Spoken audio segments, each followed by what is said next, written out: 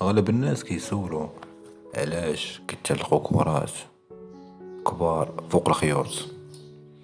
الحقيقة اللي ما عرفاش بزاف ديال الناس، كاين واحد المشهد كيعرفوه تقريبا جميع الناس. كتكون غادي في الطريق ولا كتطل من شي جبل ولا واد، وكتشوف داك الكابلات ديال الضو اللي كيتشدو بين جهتين، ولكن المفاجأة هي هادي: كتشوف معاهم كرات كبار برتقالية أو حمراء كيطيحوا في العين، وكتقول شنو هاد الكرات؟ علاش معلقين لهم هنا؟ شنو الدور ديالهم؟ واش عندهم علاقة بالكهرباء ولا غير ديكور؟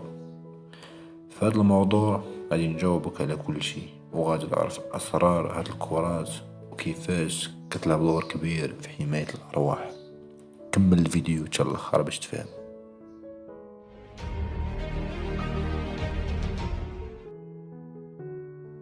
هاد الكرات ماشي ديكور، الكرات كتحمي من الموت. هاد الكرات سميتهم العلمية هي كرات التحديد الهوائي، والمهمة ديالهم الأساسية ماشي زينة ولا ديكور، ولكن للسلامة الجوية.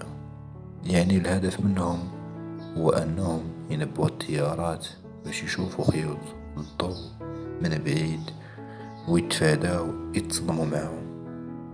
الكابلات خطر على الطائرات، خيوط الضوء خصوصا اللي كيتعلقوا في الأماكن البعيدة فوق الوديان أو الجبال ولا حدا المطارات، كيتكونوا خيوط طويلة ورقيقة وشفافة في الهواء، وصعيب تشوفهم من الطيارات خصوصا في النهار مع الشمس، في الضباب وفي الليل أو مع غروب وشروق الشمس. وكاين حالات كتيرة طيارات تصدموا بالكابلات وطاحوا ووقعت كوارث غير حيت الكابل ما كانش باين. هنا فين كيتدخلوا هاد الكرات في الدور باش يتجنبوا هاد الكوارث. الدول